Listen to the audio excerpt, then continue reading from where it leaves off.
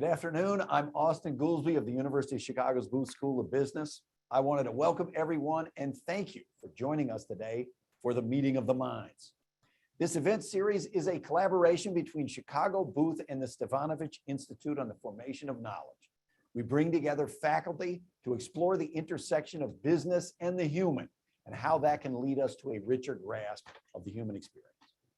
Today's topic will be centered on storytelling and the power that stories have on the way we think and make decisions. We have the privilege of discussing this topic with a fabulous group of speakers. Our first speaker is Guy Rolnik. Guy is a clinical professor of strategic management at Booth. For the past 28 years, he has lived and worked at the intersection of business, finance, regulation, politics, and the media. First as a financial journalist and editor, later as a business entrepreneur and founder of a media company, and in the last decade as a policy entrepreneur, using media to drive structural reforms in the economy.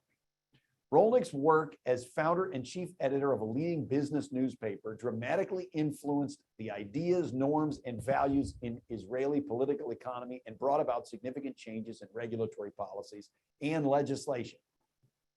He also literally teaches the class on storytelling in business at Booth. Next, we have Tran. Vu is an assistant professor of practice in the arts at the University of Chicago. He's a novelist and a short story writer whose fiction primarily concerns the Vietnamese diaspora in America and the ongoing and inherited effects of displacement. His first novel, Dragonfish, was a 2015 New York Times notable book. His fiction has also appeared in publications such as the O. Henry Prize Stories and the Best American Mystery Stories. He won a 2009 Whiting Writers Award for Fiction and has received fellowships from the National Endowment of the Arts, McDowell, Yaddo, Breadloaf, Sewanee, and other organizations. Our conversation today will be moderated by Allison Cuddy. Allison is the Marilyn Thoma Artistic Director of the Chicago Humanities Festival, where she leads the creative direction of the festival. She brings more than 15 years experience developing humanities programming for diverse publics, including 10 years at WBEC, our NPR affiliate here in Chicago.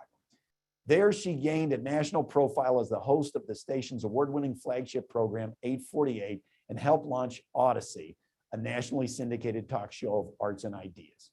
Allison moderates public forums in partnership with many of the city's cultural institutions and community organizations. She has an MA in English from the University of Pittsburgh and a BA in Cinema Studies from Concordia University in Montreal. In 2019, she was appointed by Mayor Lori Lightfoot to co-chair the City of Chicago's Cultural Advisory Council. She also serves on the boards of the Arts Club of Chicago and the Chicago Reader. We are thrilled and lucky to have the three of them with us today at our Hyde Park campus. So with that, let me turn it over to Alice. Thank you so much, Austin. And it is great to be here. Thanks to the Stefanovic Institute and Chicago Booth for hosting us, and obviously to Guy and Vu for being here with us today. So I'm going to talk you through the format of this event and what it's going to look like. We're going to talk for about 50 minutes, have a conversation together. And then we received lots of questions. We have so many people joining us today. We had 3,000 people registered from around the world, right here in Chicago, in Dubai, and everywhere in between. So we've got lots of questions that I'll pepper throughout the conversation, but we also encourage you to ask questions in the Zoom chat now. So as you're listening to the conversation, things come up, feel free to drop them in the chat and we'll try to get to as many of them as we can toward the end of this conversation.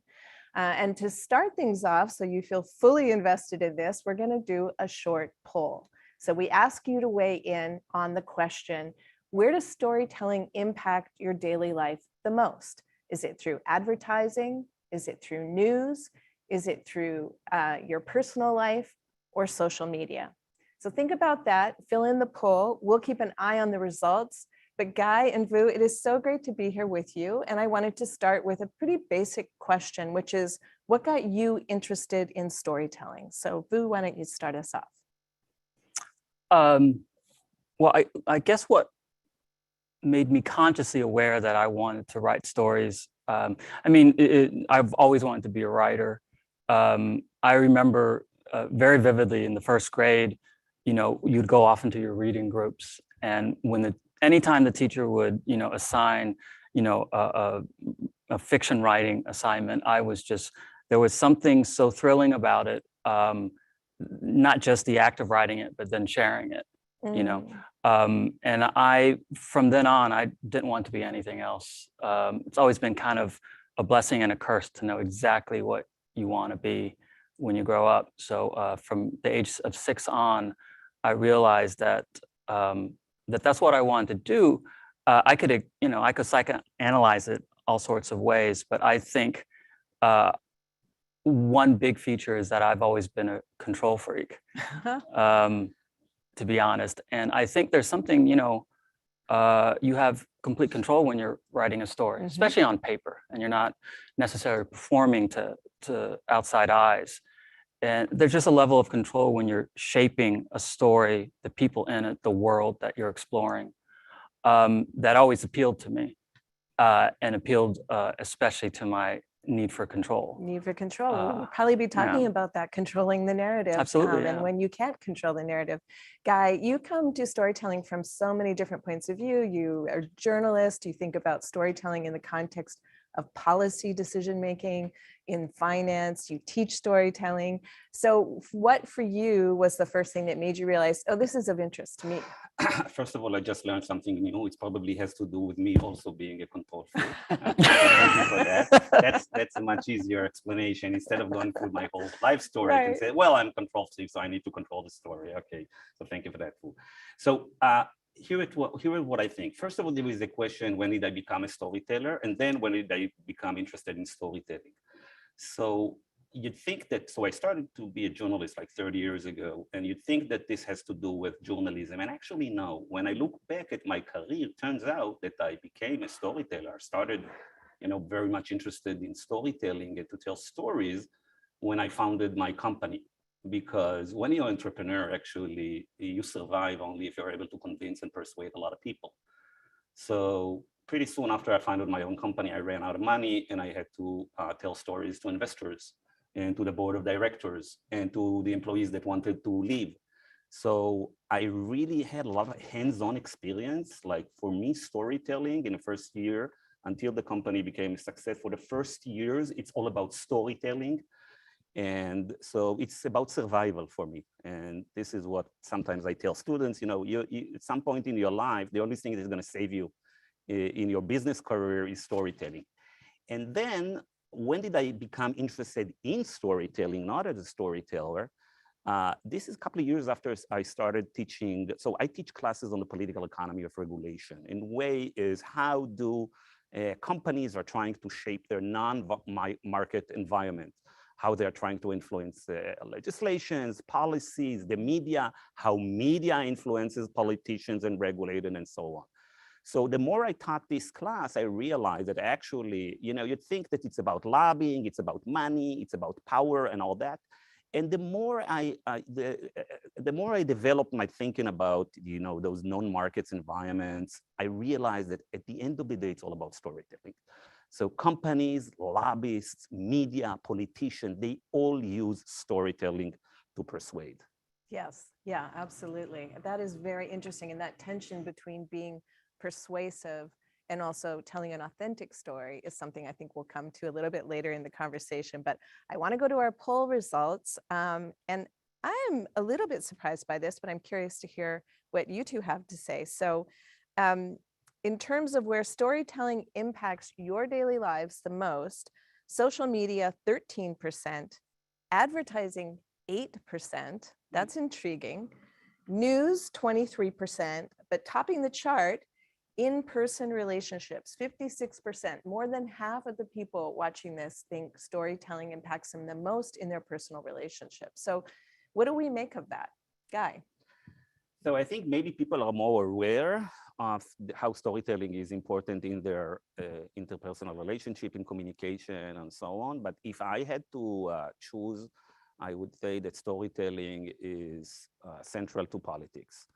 In many ways, politics is a theater.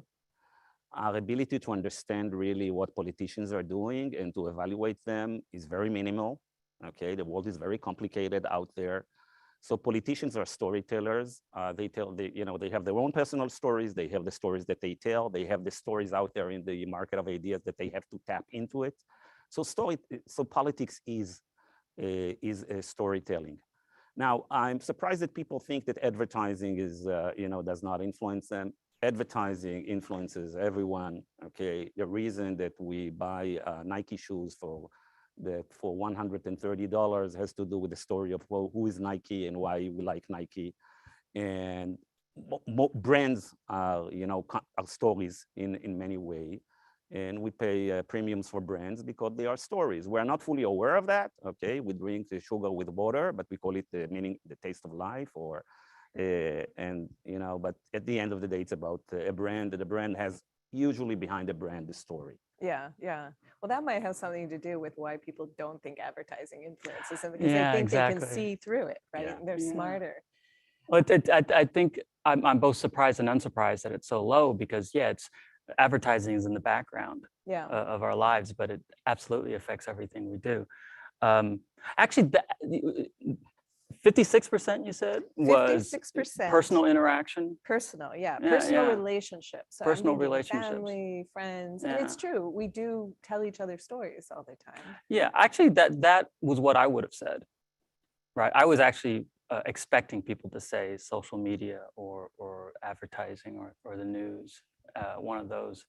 I think, your personal interaction, I think every single day, when you interact with people, you're telling a story about yourself, the way you dress, how you talk, how you gesture. These are not always conscious, but you're telling a story about yourself with every element of that. When you get home, to your partner or to who you live with, you're telling them a story about your day, and whether it was a good or a bad story, a good day or a bad day. And I think that's something that we both consciously and subconsciously do anytime we interact. But the funny thing is that we also do it when we're alone. I think you tell yourself a story about how you should be feeling and what you want the next day. I think there is a narrative there. Yeah. I think because there is a beginning to it, what you want, and then there's what you got to do to get it, and the end of the story, which is you fulfilling it. We subconsciously do that, I think, every day alone by ourselves. Right. Well, and even a lot of like self-help or wellness is sort of predicated, Absolutely, right? yeah. On that continually telling yourself a narrative, and it's a narrative of improvement, or I'm going to come through And I think this. you of all people know this, right? In the book industry, that self-help is one of the biggest parts of the book Right. industry. Yeah. Now, people have to tell themselves stories all the time to build their identity, and stories are key to our emotional well-being and to our well-being generally. And the more you know who is your story and what you stand for, and who are your characters in your story, and what are the values in your story, it's easier to navigate life and to make decisions. Well, I'm sorry. Go. I was just going to say, because you were saying it's about survival. And Yeah. I absolutely agree. I think stories are about survival and sanity, not to make it too, sanity also, I agree. Okay. Because I just think in general, there are always different, motivations for why we tell stories, but life is so messy and confusing and uncertain. And I think stories do some very crucial things. It distills incoherent information into like I said, that manageable narrative, beginning, middle, and end, that you can create a coherent portrait of who you think you are. It puts the audience in the story, so it comes alive in a way that makes the audience believe it, not with their head, but with their stomach, with their heart, Gut instinct. Yeah. And because of all of that, stories are remembered more easily.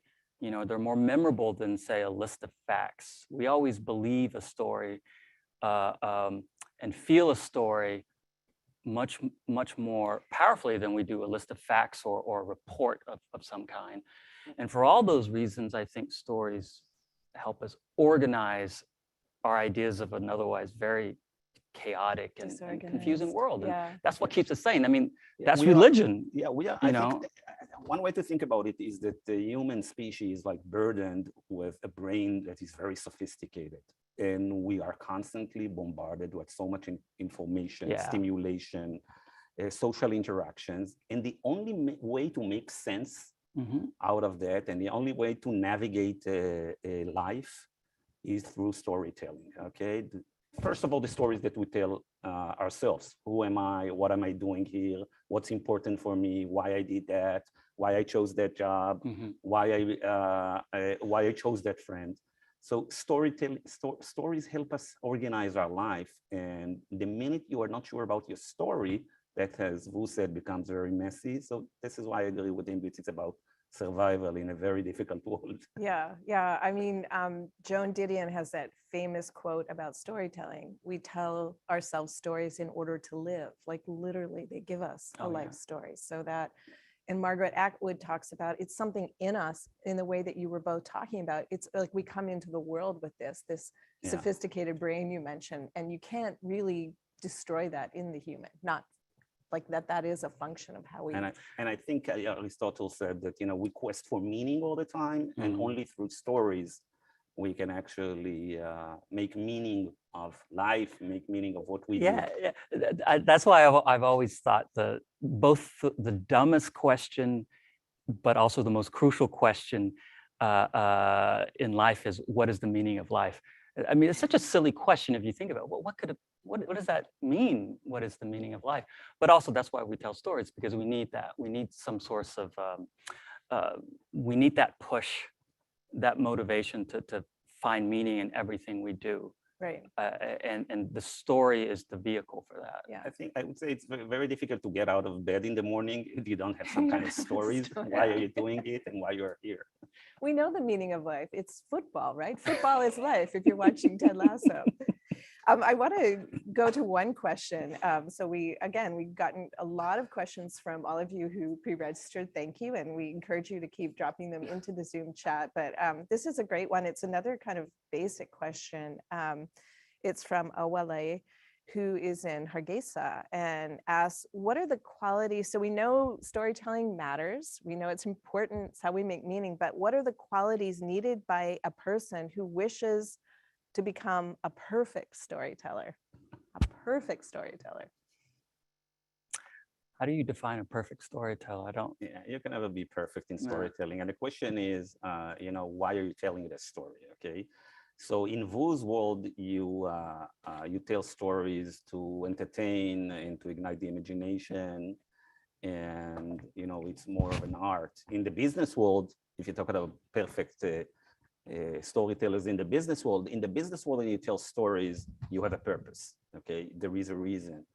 So every now and then you'd meet someone that is like a very talented storyteller, intuitive storytellers. He like to tell stories and people are listening to them. But sometimes they tend to forget why they're telling the stories, and they tend to forget the stories are also impactful. So they would tell the wrong story. Okay, so they are great storytellers, people listen, but then people leave after they heard that story and they get the wrong message, not what they wanted to say. So in the business world, I'd say that the perfect storyteller, first of all, understands the power of stories, understand that stories can be very dangerous also, okay? And then you start with the purpose. You know exactly why you're telling the story, and then you go through the whole, methodology of storytelling that I think in the business world and in politics and in literature are the same. You start with, you have to have at the center of your story a universal value, an archetype, some kind of a archetype, and you have to say something about that value. This is how people connect to your story. In the business world, and I think not only in the business world, I think, at the core of the story, the engine of a story is the conflict. Because, people tend to think that, intuitively, some of my students think that, when I tell a business story, I don't want to be conflictual. People think no. There is no story, in my eyes, without a conflict. And the conflict is, the engine that drives this car. And only through those you have to decide when you have to decide right from the start who are going to be your antagonists in the story. There can be several antagonists. It can be nature, it can be society, it can be your boss, it can be your peers, it can be your competitors, and only through those forces of antagonism you are actually be able to flesh out what is the value in the story, what are the real choices that our hero protagonist makes, and we only learn about the ideas and the values and about the true character of our protagonist through those forces of antagonism. Yeah, I mean, it's not, for me, it's not just, it's not just your audience that you need to know and why you're telling the story. I think, if the questionnaire, the person asking the question, the phrase perfect storyteller is just basically an effective storyteller. You can only be effective if you're telling the story. How do I put this? I tell my students, you can only write well if you write yourself, not autobiographically, but you have to know yourself to write well. And I think storytelling of any kind is the same way. I can't tell a story the way Guy tells it. Not if I want to be a truly effective one. I have to tell it the way I tell it. And that requires understanding who you are, Well, in that sense, Guy said earlier that purpose is really important. You have to know what your purpose is in telling a story. But for you, writing fiction, do you need a purpose to drive the engine? I never think about, I think about purpose in very broad ways, because again, go back to the question of effective storyteller. Well, an ineffective storyteller, the effect of that is just indifference. I think that's pretty simple. If you're not a good storyteller, people don't listen to you. The question of being an effective storyteller, a quality storyteller, that I think people need to think a bit much harder about, because you can be a great storyteller, but if your goals are it really depends on the goals, because it can be both a very constructive and beneficial thing, but also a very destructive thing. The way I view my purpose in telling a story is if I am seeking truth in a way, if I'm seeking a deeper truth, then what I'm trying to do is offer the reader a deeper understanding of humanity. That is my goal. Some storytellers, their goal is to kind of reshape the truth so that for their own purposes. And when they do that, I think they offer, I think, a more shallow idea of humanity is not necessarily deepened. It's kind of curtailed and. Or it even sounds almost like propaganda in a way, right? Yeah, I mean, that's one version of it. That's one version of it, yeah, absolutely. Yeah, but I mean, I guess. But that's still effective storytelling. See, that's the thing. That's right. Still a good storyteller. So I think it really matters. The goal, like Guy says, is really key here when it comes to being a good, perfect, effective storyteller, whatever you want to call it. I'm sorry. No, but the idea that you're trying to tap into a deeper meaning of the human or understanding of a human, that can be really messy. That's Incredibly a messy narrative. But storytelling in your context, Guy, have to simplify that. I mean, it can have an antagonist, it can have multiple characters, but do you have to simplify the narrative for it to be effective? I'm not really sure that you have to simplify it. Actually, sometimes storytelling can make it, even in the business context, can make, give some more complicated and a richer meaning to what we do, okay? We're not here just being, about increasing sales. There is other things, other values, are universal values, other values that we care about, and this is why we are doing it. I think that the main difference between the business story and the literary story or any artistic story is, again, in the business setting.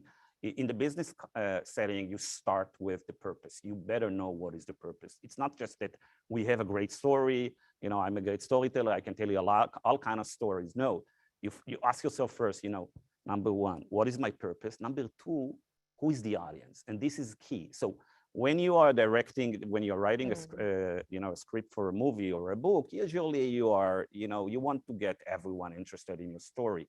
In the business world, most of the time you are targeting sometimes you tell stories to your team, and sometimes you're telling stories to your shareholders, and sometimes you're telling stories to your consumers, and sometimes it's telling a story to a regulator and a politicians. And this is where I think, storytelling in the business context differs, because what I go through with my students is actually, okay, you need to understand the biases, the prejudices of of your audience, and then you craft a story. Okay, you cannot ignore. They have their own. They came to the conversation with their own stories. And you should acknowledge, I call it like, when you're starting to write a story or something and craft a story for your audience, I call it, do your due diligence about who the audience is, where they come from. So you want to know their political leanings, you want to know their religion, you want to know their age, and then you start with this story. You cannot just say, this is a story that fits everyone. So this is what I think, this is the main. Another thing that, I quibble with myself many times is I do feel that in business stories, there has to be not only a resolution that we have in most stories. Usually there are stories with happy endings, okay? You can use when you want to warn, workers about safety, you can tell them a tragedy, okay?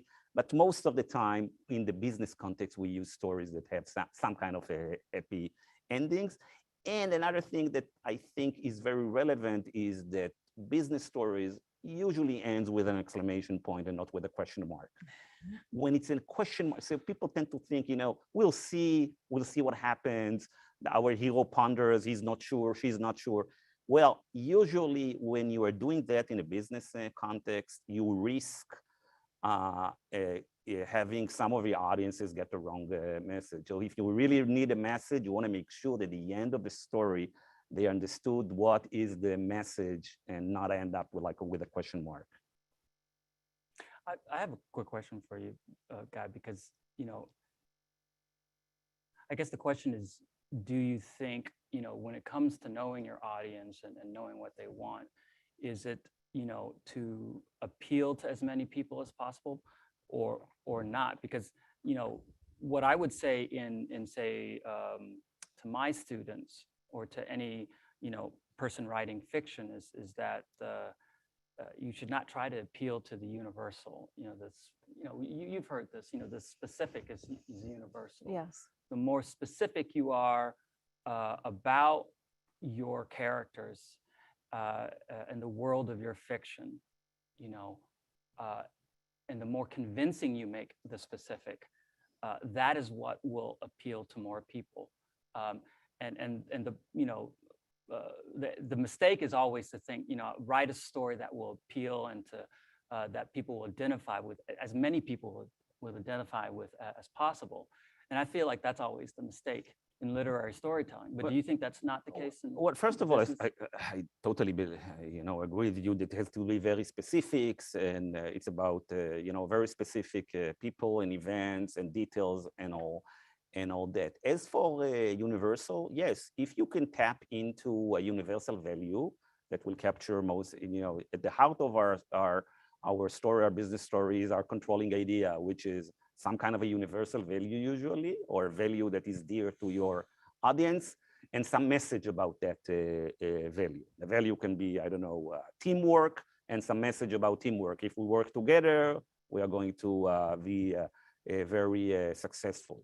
So this is important, but in the business context, I think that you have to know what are the values of your audience. Okay, don't try to sell them don't try to tell them a story that they don't share the same value. If this is the value in the heart of central to your story, and they don't share that value, they will be less responsive to it. You won't be able to persuade them and to engage them.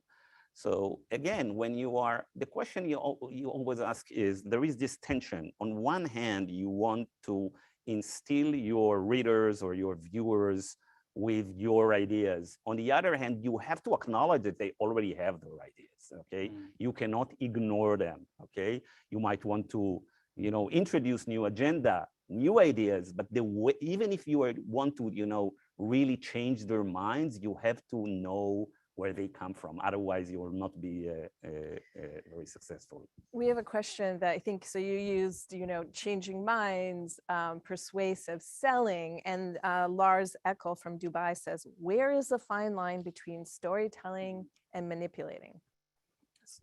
Well, you know, first of all, I think manipulation is not inherently a bad thing. You know, by definition, the word manipulate is to, you know, to do something with skill, you know, to do something well with skill, in a skillful manner, basically. So I don't think the question is about manipulation.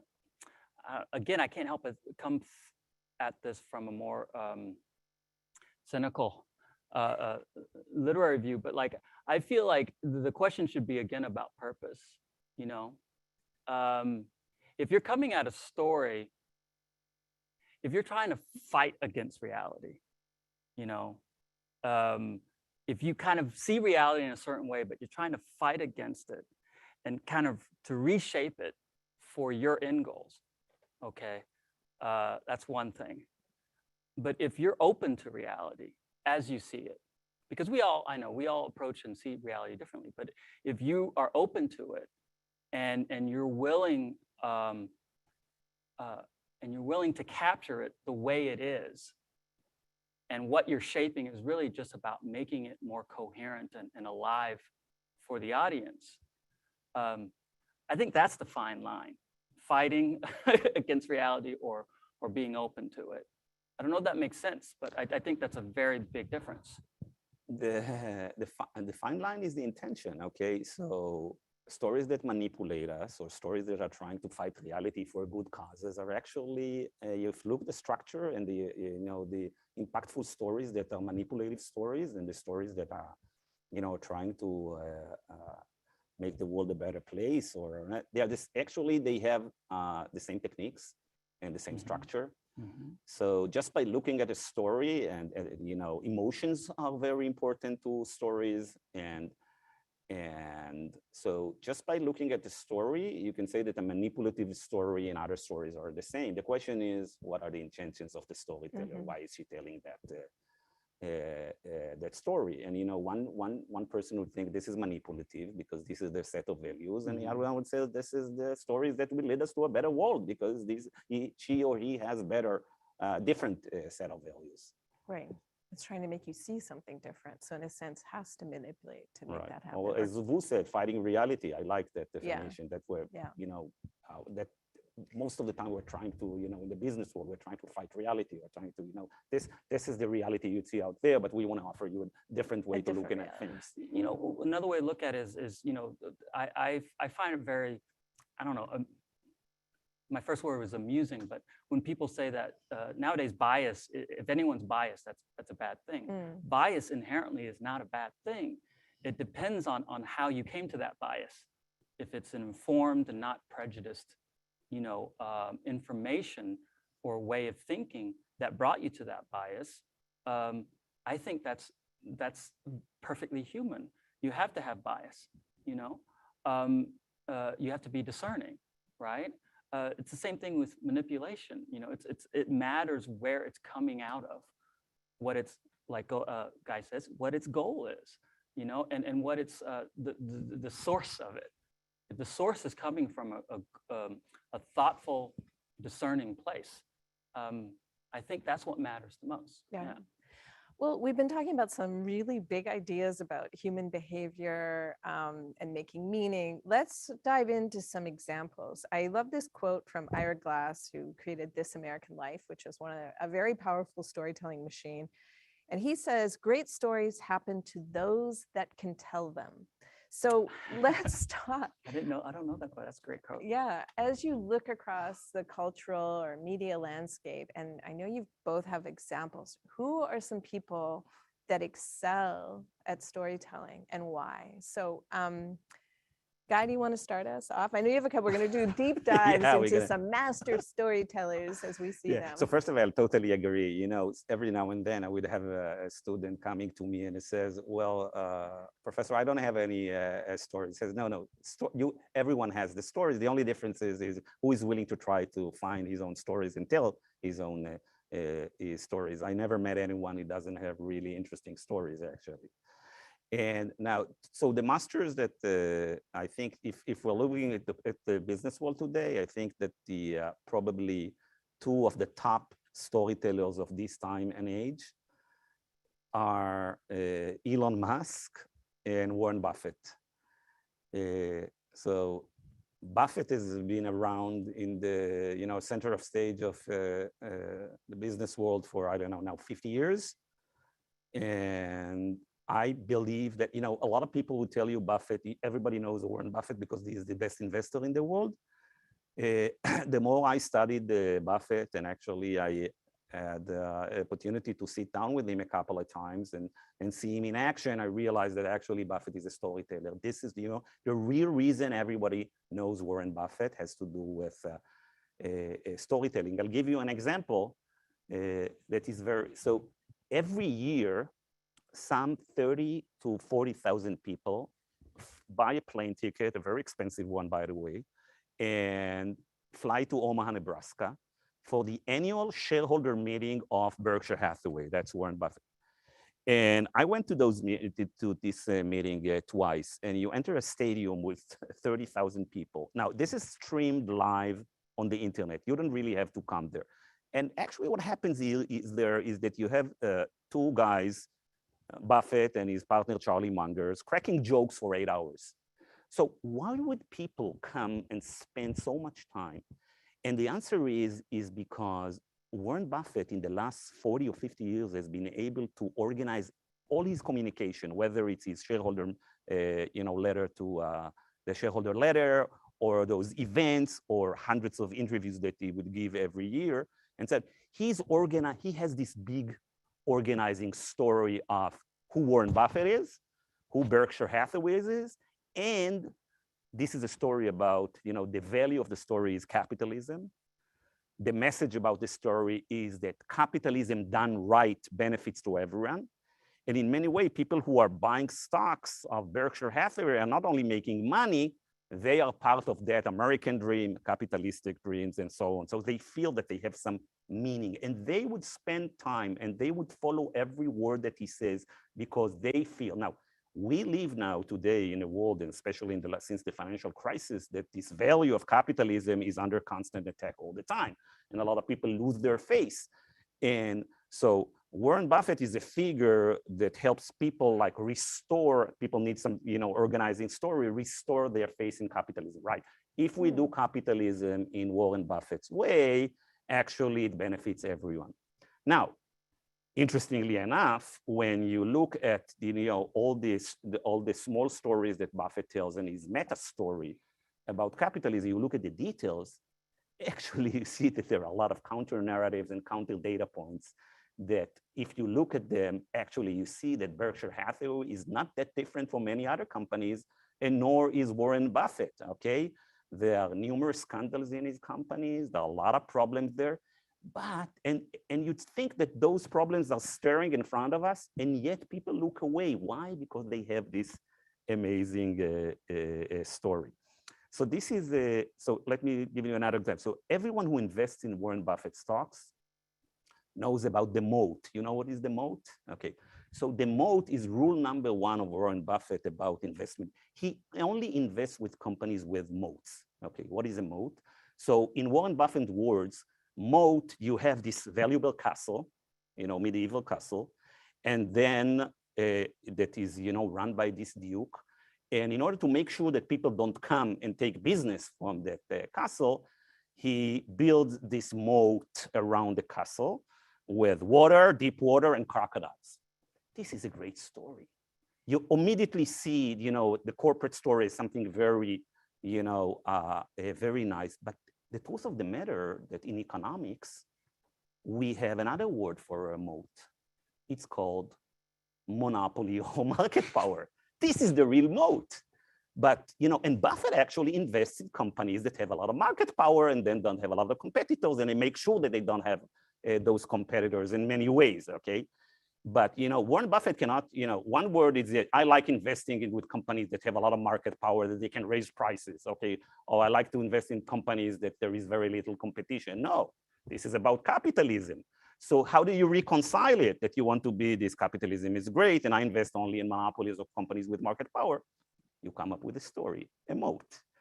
And he uses it all the time. So every time there is some questions mark about the business model of Berkshire Hathaway, or whether is it really benefiting society at large or just shareholder in its companies, he would come with some kind of an amazing story. And it's amazing to see how, the reality is stirring in front of our eyes, but we hear that amazing story. And when I studied Warren Buffett, I looked at him telling stories 50 years ago. And what I realized that 50 years ago, the guy didn't know to tell stories. So while he developed his acumen in investing, he actually developed an acumen and became very professional storyteller. So he says, for instance, he's against oversized paychecks. And he's against stock options for executives, which makes him very unique in Wall Street. So about 8 years ago, Coca-Cola Company, one of his biggest investments, they announced they're going to give something like $7 billion option plan for the management team. And Warren's son, Howard, sits on the board. And it was interesting to see what's going to happen. There is this story. Warren Buffett thinks that, he calls stock options plan like stealing money from your shareholder. It was very interesting to see what's going to happen. And actually what happened is that Warren Buffett representative abstained.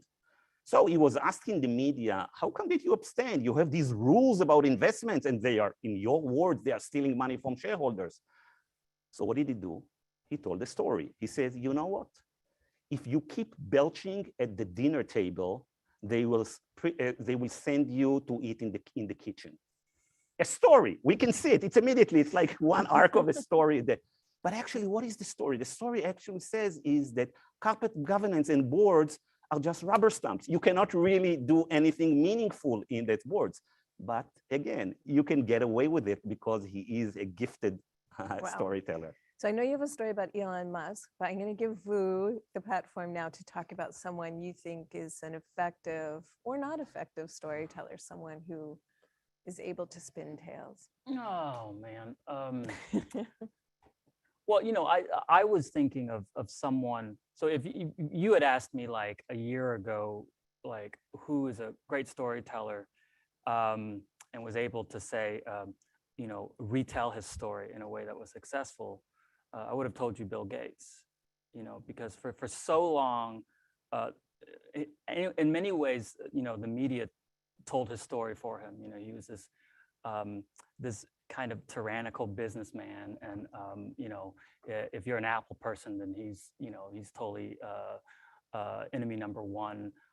He did not have the kind of the portrait of him was not what has kind of come about through the Gates Foundation after he left Microsoft. In how long has the Gates Foundation been around? He left Microsoft, I think he, running Microsoft like 18 years ago or something like that. Yeah. It's been a while that he's been able to kind of retell his story. Yeah. And now, especially in older age, he's this kind of, he's wearing these sweaters, he has glasses, and he seems much kinder, much more grandfatherly, if not avuncular. And he's saving the world. He's and he, it's very, it's very pointed that he does so much of his work in Africa, for example, where he can, work out these technologies. Technology will save the world is basically part of his narrative. And he's at the center of that with the Gates Foundation. Now that story kind of fell apart after this year with all this, stuff that comes out about his wife and his other relationships, et cetera. And that seems to me a good example of when, a story can fall apart if your personal truth is not stable. Mm-hmm. But at the same time, I'm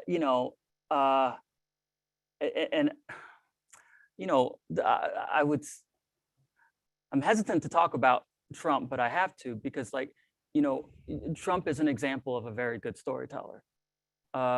a quite masterful storyteller, but it is not based on a stable personal truth, in my opinion. And for some people, that's okay, or at least they're willing, you know, I think actually, and this might dovetail with you know, your ideas on Elon Musk.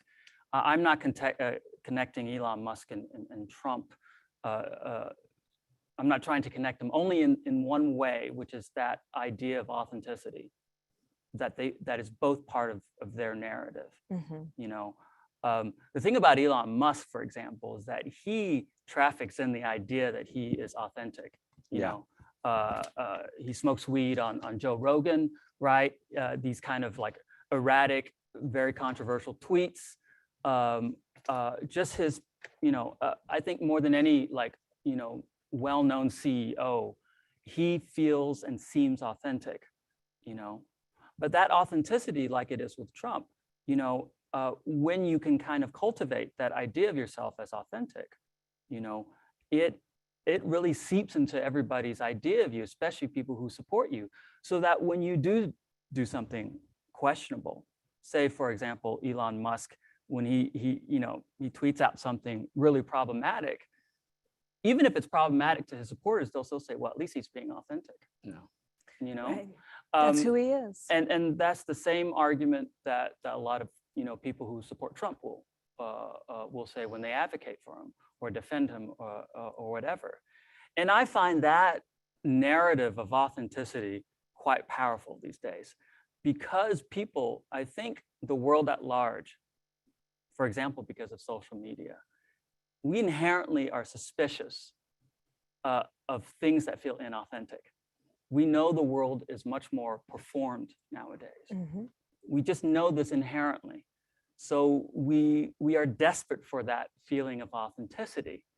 And I just find it deeply ironic that we find authenticity in people whose authenticity is more a narrative than anything, a more kind of manipulated story. So one technique that Warren Buffett used to make sure that we know that, you know, he's the third or the fourth or the fifth richest person in the world investing in companies with moats, that we feel that he's very authentic, because if you Google Warren Buffett and look at the images, you'll find something interesting. You know, there is tons of photos of him on the internet taken from, you know, news magazines and from television, where you'd see Warren Buffett eating an ice cream. Now, so it's true he has, one of his companies is an ice cream company, but, you know, even the CEOs of Unilever or the biggest manufacturers of ice cream, they don't have, you know, this is not how they take their photos, and this is not how they hang around in shareholder meeting eating my ice cream. And I also say, what is it about, what, does he really need this ice cream when he gets off the stage because he has a sugar rush? Of course not. You know, when we see someone that is having ice cream or a milkshake or a Big Mac, and we see all the time those photos, he's like a real person. He's like, this comes out as very authentic, very, you know, he's like everybody else. And then he has this story that a lot of people believe that, you know what, actually investing is super simple, okay? These are the rules of investing. Everyone can be an investor. You can be, if you follow those investments. So this is a way to create this authenticity also, that, you know, we are just, you know, I'm just like the common person. Right. But there's something interesting, and we got a lot of questions from people about the impact of social media. We had a question about what's the difference between a story and a meme, and that we do know the world is more performed, but we also know you can perform authenticity, and we're expecting people in some way to perform for us. So how is, you know, this, I think about someone like Aaron Rodgers, for example, and what's happened to his narrative around vaccinations, and, you know, that the way social media plays a role in that. What do you think is happening to storytelling up against the pressures of any of these platforms of Facebook, Twitter, Instagram, where there's kind of the story? We talked at the beginning about being control freaks and wanting to have control of the narrative, but here it just keeps spinning and it goes through the hands of so many different people, gets interpreted, turned into a meme that then becomes something that people connect to and feel really satisfied So by. Edison, at this point today, you know, and we are in the fall of 2020. So we had this intuition for years now that social media, also known as Facebook, talk about moats and monopolies. So social media is, they prioritize the wrong kind of content, lies, manipulation, polarization, hate, and so on. That was our intuition for a while. There was not enough data. But what we've seen now from the whistleblower, okay, that came out of Facebook 2 months ago, Francis Haugen, is that Facebook people are looking at the internal data, and they are the only one that have all the information because they're not willing to share it, of course, with scientists and with the world at large. We see that actually what gets viral on Facebook is the worst kind of stories. Okay, and this is how the algorithm this is how the algorithm works. Okay, the more there is hate, the more there is rage, the more there is fear, the more lies, by the way. So I think it was like MIT, MIT scientist did it on Twitter, is that they proved that actually lies are more viral than the truth. So the problem, you want to engage more. Yeah, and we want to engage more with lies than we want to engage with lies, with hate, with polarizing ideas. So I think we are in a point in time is that, it's not like we have different stories. We've already had manipulative stories and lies and false information and propaganda. What we have today that we did, and we had it in traditional media. We had it in media that was controlled by governments for years. We had it by, rating-hungry television channels that just want the sensation. But what we have today is the most sophisticated machine in the history of mass media, a machine that actually can craft stories according to what they prey on our weaknesses, okay? They prey on, they know who we are, they know what our prejudices, they know what will go viral, and they target each one of us with different stories. So I think one of the questions when it comes to storytelling in this time and age is how do we rein in on those machines? Because those machines are designed to spread the wrong stories. There was a story up until, up until 2000 and up until the 2016 election, the dominant story that Facebook crafted in a very calculated way, it was Facebook is democratizing the world, everybody has a voice. Now we know that this is absurd, okay? This is like, there is one company controlled by one person, you cannot be fired because he has 2 kind of shares, that actually decides what goes viral in our society and what people are exposed to. And not only that, they already know that virality is caused by lies and by fear. So this is the most anti-democratic machine in many ways. I don't know if you remember that in 2011, the beginning of 2011, we had the Arab Spring, and the people said, the Arab Spring was organized by Facebook. So this is, so there is this story about Facebook democratizing the world. It took us, I think, 10 years to understand that this is not what Facebook is doing. Right. Well, that's a repeated narrative, though. Every new technology says that its goal is to democratize information or content or access. I want to ask you, based on this conversation about Facebook, which is a serious one, an ongoing one, but who needs the most help in storytelling, do you think? Is it government? Is it social media platforms? Is it business? Is it the humanities? Who really needs, who's not telling good stories, or who needs some, some hardcore lessons from the two of you? That's a difficult question. I would argue that, some, companies like Facebook lost their ability to control the narrative in the last 4 years. And Mark Zuckerberg is now horrible at storytelling, and nobody believes the words he says. But I don't think that he needs to be a better storyteller. No, we don't need him being a storyteller. What we need now is, the people who would like to rein on big tech monopolies, and these people need better stories in explaining people that if you are coming now and trying to regulate or break up big tech, it's not that they need a story that explains that if we rein in on big tech, actually we are going to improve innovation, and we're going to be more democratic, and we're going to have more growth. And sometimes the people who are trying to do it fail.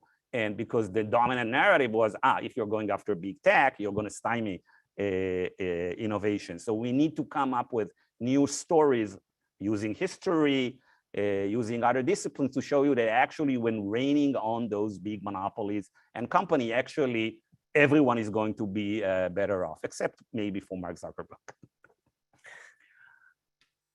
I mean, I can't think in terms of institutions, to be honest. I can only think in terms of the individual, and I just feel like we need to, you know, pick who we listen to much better. You know, especially if you want to be a storyteller. I think you really need to pay attention to who tends to listen to you. You know, because if gullible and undiscerning people, you know, tend to be the ones that gravitates towards your storytelling, you will continue to appeal to only gullible and undiscerning people. And I think you really need to pay more attention, you know, to the kinds of storytellers you tend to listen to, you know, because if they are, because we can't help but fashion ourselves around the people that we admire. You know, especially if we're telling stories, we want to tell stories like the people that appeal to us, and you know, so I think that really matters. And I think, you know, just a real quick thing about social media is that I don't think the huge difference with social media now is that never before in human history has the individual had the ability to select and control who they are in the world and to disseminate it. I mean, a nobody could have like millions of followers, essentially. To not just access as many people as possible, but to disseminate yourself the way there's so many more stories now. Yeah, yeah. And there's so many more ways to control it, to be selective about it.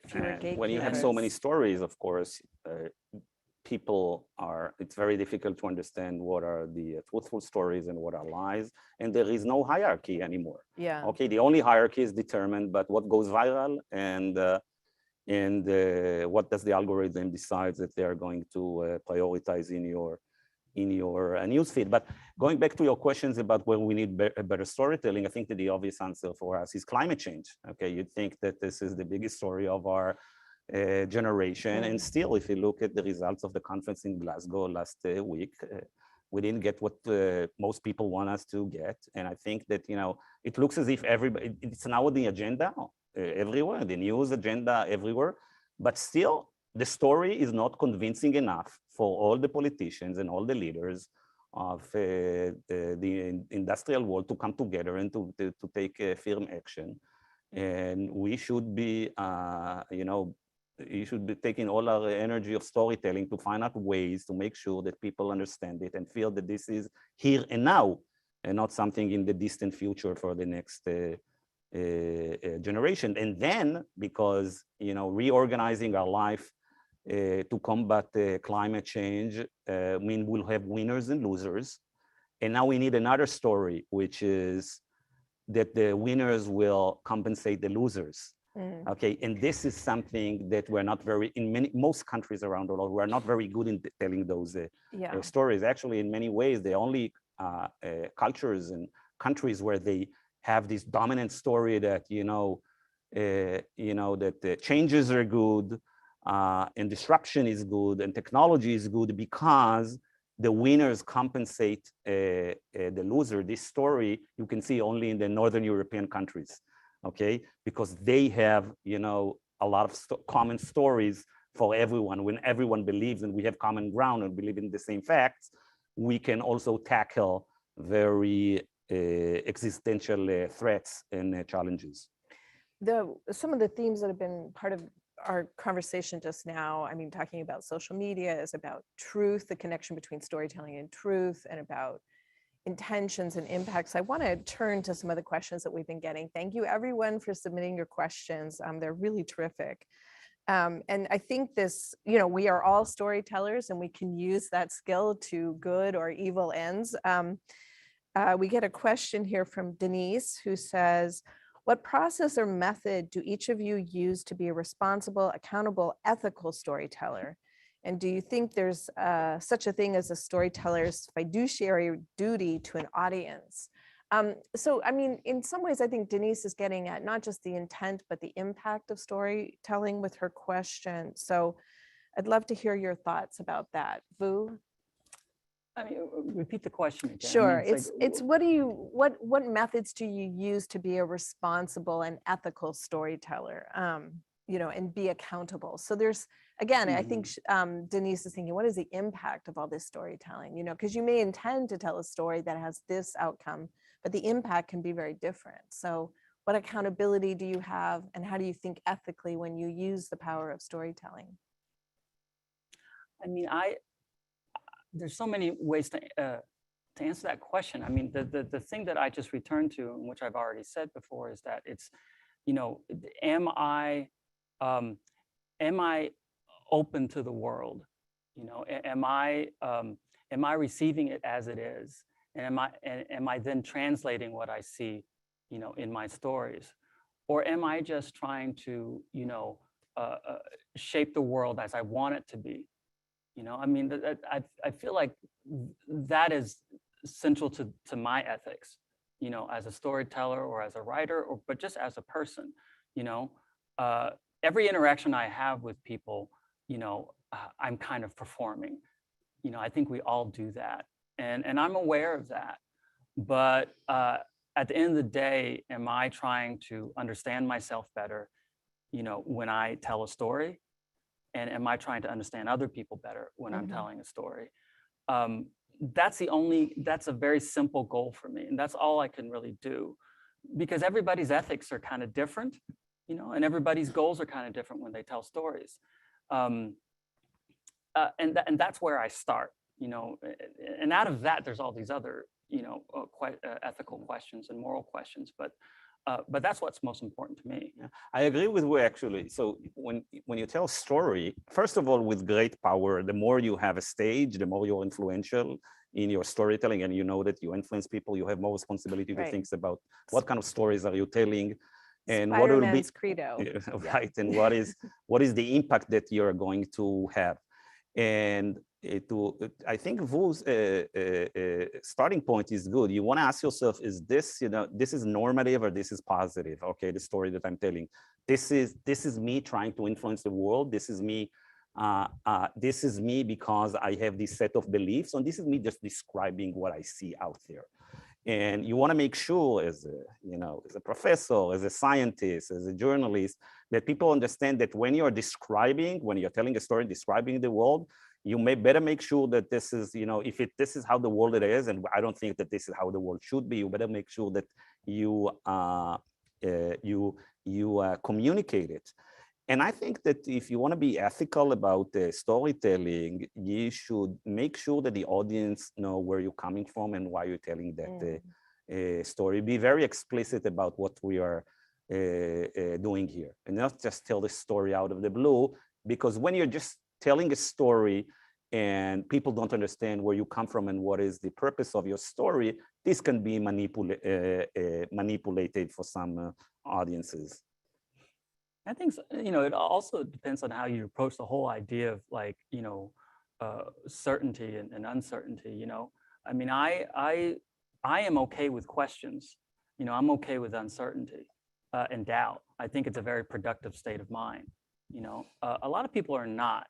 And a lot of people who tell stories, I imagine, in business, want to kind of remove that idea of uncertainty, the idea of doubt and questions, I mean, and that's the other aspect of how I approach storytelling, is that am I moving towards questions, or am I moving towards answers? I don't know how to come to a certain answer about anything. And I like that, because the world opens up for me. When people ask me for general advice about writing, I always tell them to beware of good advice.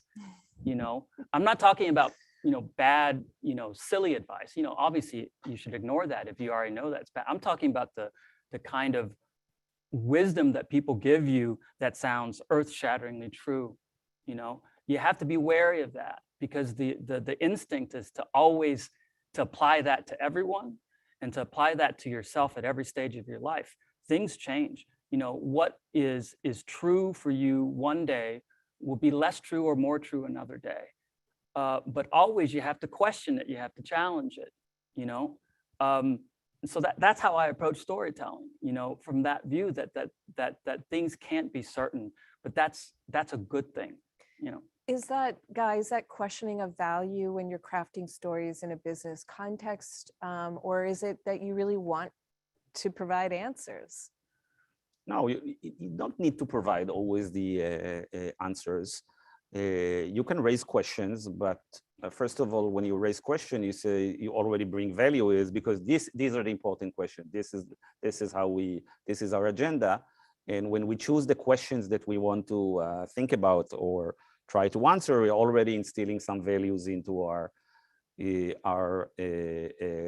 conversation. I think that both business leaders, you know, they understand that the audience understand all about uncertainty, and most of them don't want to tell the people, we know exactly how the future is going to look like, and we know exactly where we're going to be in 2 or 3 or 4 years. They say what they offer to their, you know, all their stakeholders is that there is some kind of value there is some kind of values why we're doing what we're doing, and the way we do things is tied to those values. I don't think you want your storyteller to think that you have all the answers. So we have some questions that are just really looking for advice, right? We have a good question about from John in Dallas. How can storytelling be utilized to benefit one's career? Tremendously, actually. So in my storytelling class, I offer students 3 activities or themes that we'll be learning. Number 1 is how to tell your own personal story to advance your career. Number 2, how to understand the world around you once you understand that actually everybody's telling stories, politicians, regulators, you know, companies. Number 3, how do companies craft stories and control narrative, and how they sometimes lose the narrative. And what I see almost every year is that most students are interested in the first one. Okay, let's talk about my personal, my ability to craft a story, my story, and how to use it for my career. So the answer is that you use storytelling to get a job when you're interviewing. You use storytelling to convince you or to persuade your boss. You use storytelling to lead your team. Storytelling is critical when you want to introduce change to any organizations, because people hate change, and you need to come up with stories of why we need this change and why. And sometimes you need to come up with stories about the future. So a story about change usually starts like, you know, at the bottom. We are now at this bottom of the arc in this crisis, and we need to get out of here, and the end of the story is going to be much better. And this is a story about the future and story about change. We use stories with investors. We use stories and become more and more important this time and age. Companies use stories to influence politics and regulation. So so if you want someone to, if you're in dinner and you want someone to pass you the salt, you really don't need a story. But whenever you need persuasion and you need to move people out of their, what they're doing, and to act in a different way, you need stories. But Go ahead, and then I have a question for you. this goes back to, telling. I think the most crucial thing is the stories we tell ourselves, back to that point. And I think if the question is, how can this improve my career? The great benefit of telling yourself a story about yourself is that it tells you what you want. It gives you motivation. If I tell myself a story that I came here as a refugee from another country, right, and I worked my way up, and I became the greatest writer of my generation, or the greatest CEO, of my industry, or whatever. That is a story that we tell ourselves to motivate us, because the goal is clear. The key and the danger is that you have to be willing to change that narrative, and as things develop. But that's the number one thing about telling stories when it comes to, like, say, your career, your profession, or just your life, is that it tells you what you want. And I would say that, if you want, people think about, how can I change in my career? Should I change in career? It all starts with, knowing what is your story, telling yourself your story, and asking yourself, okay, now do I want another story? Mhm. Okay, so this is the way to think about Right. changing one's career. Is first you understand what is your story. And interestingly enough, so if I have a group of, I don't know, 80 or 100 students, I would say that sometimes half of the students, when they're starting, I'm talking about business school and not humanities, they would have difficulties in, intuitively answering what is their story because they haven't given it a thought, okay? So I said, you want to start with thinking about your stories, okay? Where you come from, what is important for you, what is dear from you, what kind of, crises you faced in your life, what are the important dilemmas that you face, how you made those choices. So going back to what Vu or you said at the beginning, maybe, the best storyteller maybe should start his journey with 10 or 20 years of psychoanalysis. Okay, if you have the time, yeah. That's a perfect setup for the question I wanted to ask you, Vu, which comes from Aaron Nack from that's the wrong one. Joseph from Bakersfield. What is your best advice for balancing getting a quick response versus deep thinking as we tell our stories? So the stories that might be about reflection and going deep, like psychoanalysis, versus trying to kind of like spin out those quick, effective stories. Do you have as a writer, I mean, you have to think about that rhythm in your stories. How do you do that? Well, that's a great question, actually. I've never thought about that question. My quick answer to that is that, if you want a quick response, then you create a visceral effect. Yeah. For example, violence creates a visceral effect, but also a portrait of love creates a visceral effect. If you want people to think, then you introduce ambiguity. There's a difference between ambiguity and vagueness. Vagueness doesn't make really people think. That just kind of makes people confused. Ambiguity is when you give at least two, outcomes, possible outcomes, usually the opposite of each other, two or more, right? But you don't tell us what happens or what the actuality is. And that's the kind of ambiguity that makes people think, I think. And of course, there's millions of versions of that. I'll add to that, to rephrase what Vu said. So if you want to, the most impactful stories, and if you don't have a lot of time, you want to be impactful, brings a lot of emotion. Okay, even in the business world, the more emotional is the story, people will listen, and if you know your audience and you find the right value that is centered to the story, people will pay attention, and you will also be able to transport your audience to your own world. And the other thing, I wouldn't say violence, but I would say conflict. Okay, the more we have conflict, the bigger are the antagonistic forces that are playing out in your story, the more powerful the story will be. I have another advice question, and then I'm going to come back to what you were just talking about. So I read a great quote about stories, which is maybe a little, we all know this at this point, but marketing is no longer about the stuff that you make, but about the stories you tell, which is sort of what we've been talking about. And Seth Godin said that. Yeah. But we do have a question. We've been talking more about telling stories about people and telling stories to people, but Mary Patrick from Athi River says, how do you use storytelling to sell a product? Like, what are there some basic fundamentals there, Guy, that you would say? I think that the only way to sell a product is through stories. Most of the stories that, there used to be this funny quote, I don't remember who it was, is that this cartoon that says, I like this is when Steve Jobs was still running Apple. I like paying double for Apple devices because I feel closer to Steve. There you have it. Okay, so the machines are sleek and nice, definitely, most of the time better. But the premium is also, and Apple has this story, which is very much intertwined with Steve Jobs, is this visionary. And we have these a lot of people know the story of Steve Jobs and how he was fired and how he came back and all the antagonism and that. And he's a visionary. We like the story, so we're willing to every 3 years buy a new iPhone, which is exactly the same one, just with another camera and another camera, okay?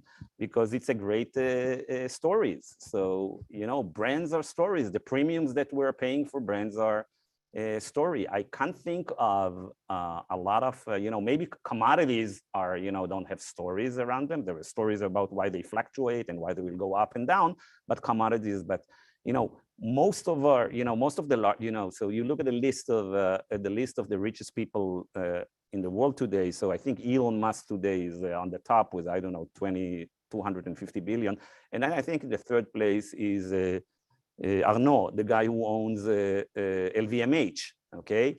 Why would people spend, I don't know, why would people buy,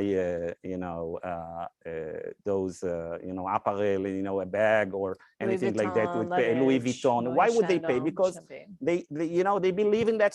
All those brands have stories. And this is how stories are the greatest engine of most valuable companies today.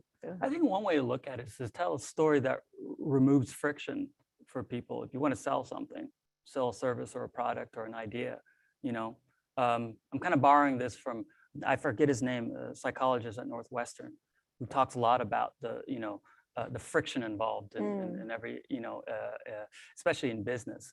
But the best kind of story that removes friction is what Elon Musk is selling. You buy this car, it's good for the environment. Yeah. So you're removing the friction, the fear that indulging in this product will ruin the earth, and that's a big friction for a lot of people. And that is the story that Tesla is telling. Whether it's true or not is another thing. Let's talk about because I think so. Tesla, as of today, you asked me that before we started. So the market cap of Tesla today is $1 trillion. Okay, just to give you that. So this is totally unprecedented in the history of financial markets.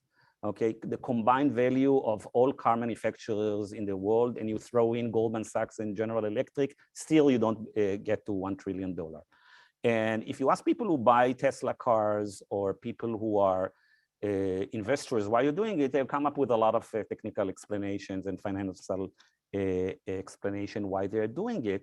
But actually, I think it's all about the storytelling acumen of Tesla, of Elon Musk. So Elon Musk is telling us 3 stories. There is the story about Tesla, which is there, the value is caring for a planet. And the idea is that it's in our individual hands. Everyone can, make buying decisions. Then there is the story of SpaceX, which is about life. And the idea is that the only way we will prevail because we will be able to conquer the space. And then there is the story that he just jumped on another story recently, the story about Bitcoin. Here, the value is power and Bitcoin giving power to the people. Now, if you look at those 3 stories and you add them up, this is the story of Elon Musk. The story here, the value is technology. And the idea is that visionaries like the entrepreneur himself, not governments, not collective action, the entrepreneur himself, the technology entrepreneur will solve the problems of our world. All those stories. Now, if you look at the data, going back to, and the facts are staring in our face, we know, if you look at the financial accounts of Tesla in the last 5 years, you know that without government subsidies, Tesla would have been bankrupt a while ago. But you ask yourself, why do people don't notice it? Because he crafts such a holistic story about and we want to believe in that story because there, technology, there is so much critique of technology. And here comes something, we can save the world. Technology can be for the best if you just have the right visionary people. Elon Musk is winning, as far as I can tell, based on his appearances in these conversations. But it does make me feel a little cynical, like you, Vu, to think about that. But we're almost out of time, and so I wanted to give you both the opportunity for a brief closing thought, and end with a question from Chicago, from Kylie. who asked, what new ways do you expect people will tell stories in the next 5 to 10 years? So no big deal. Tell us a story about the future. Oh, God. You have an idea? So I don't have an, I don't want to predict the future since it's recording, and I'll be able to watch it. And everything now is recorded, and you can see what kind of stories you. But you are allowed to change your story. We determined that. So first of all, I think that the basic element of a good stories will not change. Okay, whether we stream it or it's on TikTok, are not going to change. And we still tell our children today Cinderella, a story that was written, I believe, almost 400 years ago, and it works. Okay, so the basic element of stories work. I think that the biggest challenge that we are facing today is with technology and the way the technology disseminates stories and information. That the question is, what are they going to be machines out there, artificial intelligence, okay, that will decide what kind of stories we are exposed to, okay? And if you look at the stories that we have coming out of social media, on TikTok, on Facebook, or on Netflix, in many ways are the same stories that we've been telling each other for hundreds of years or thousands of years. The question now is that everyone can tell a story. What happened to hierarchy? What happened to who controls the flow of information, and what kind of stories? And this is, I think, in many ways, the biggest challenge that we have today as a society. Vu, final thought, short. I think the metaverse is kind of embodies the future of storytelling, in the sense that we are now telling stories without showing our face or interacting with human beings. I think what we're doing right now, this event, which is great, but it's different when there's a human audience. The stories that I tell with humans there is different than the stories I tell when they're not. This is an age-old story, the machine usurping human power, and in this case, to tell stories. So we'll have to see where that story goes. But thank you, Vu. Thank you guys so much. What a wonderful conversation. Thank you, everyone who joined us, for your fantastic conversations, for your fantastic questions, that is. Thanks to the Stavanovich Institute and Chicago booth. We will wrap it up today, but we will have another program in February 2022, so something to look forward to. So please join us then. Thanks, everybody.